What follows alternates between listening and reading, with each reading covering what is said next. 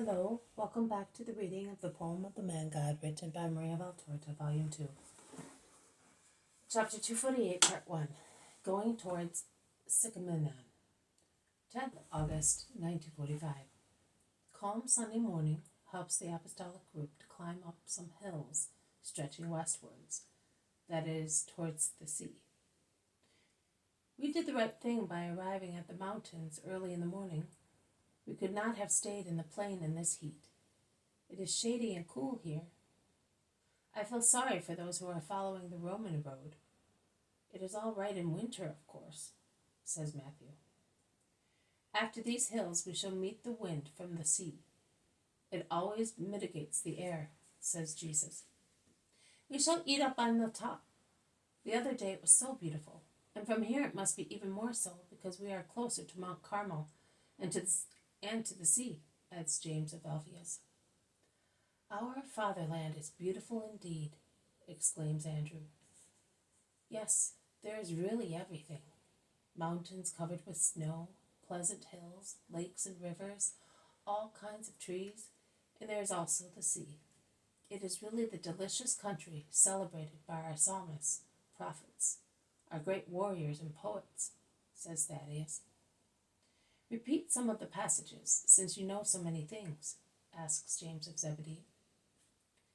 With the beauty of paradise, he formed the earth of Judas. With the smiles of his angels, he adorned the land of Naphtali. And with rivers of heavenly honey, he flavored the fruit of his land.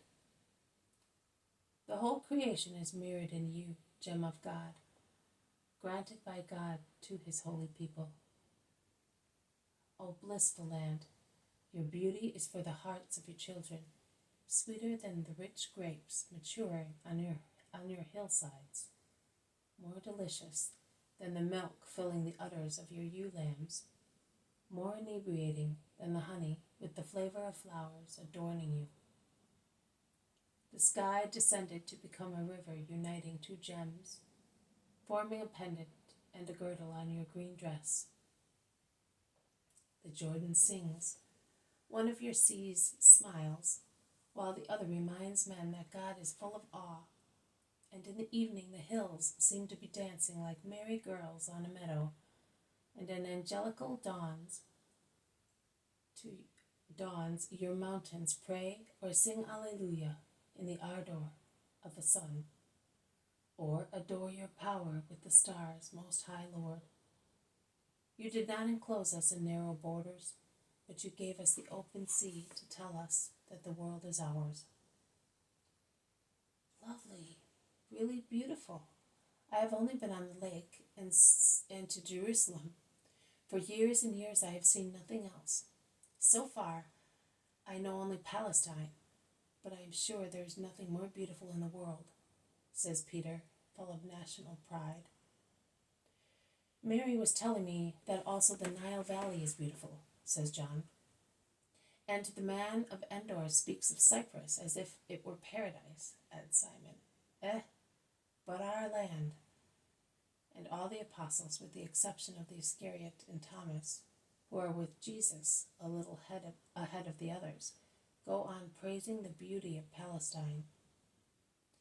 The women are last to come, as they cannot restrain themselves from picking seeds of flowers to be sown in their gardens, also because the flowers are beautiful and will be a remembrance of their journey.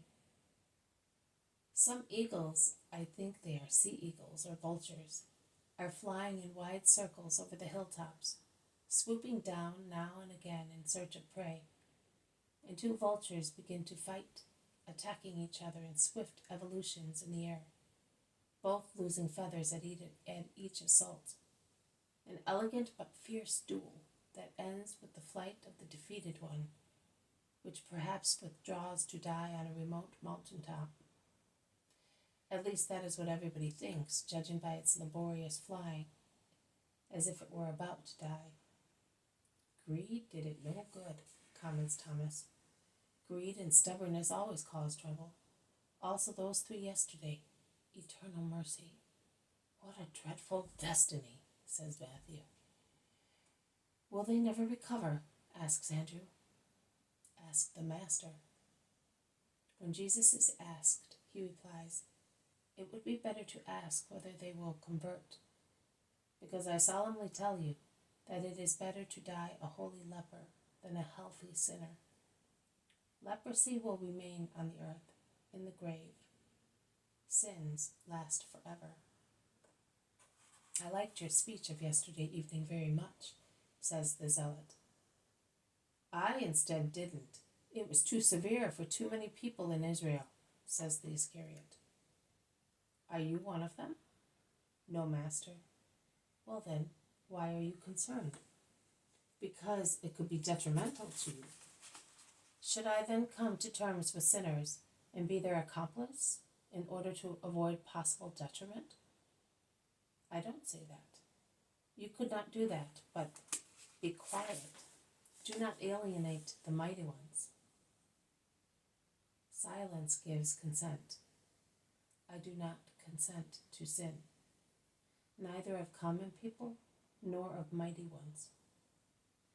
See what happened to the Baptist? His glory.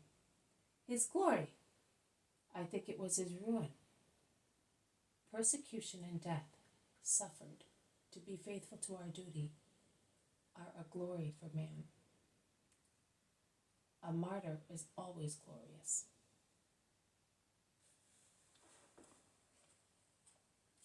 This has been a reading from the poem of the Man God, written by Maria Valtorta, Volume 2. Chapter 248, Part 1, Going Towards Sicaminon. Thank you for listening. I will see you tomorrow. May God bless you, and may peace be with you.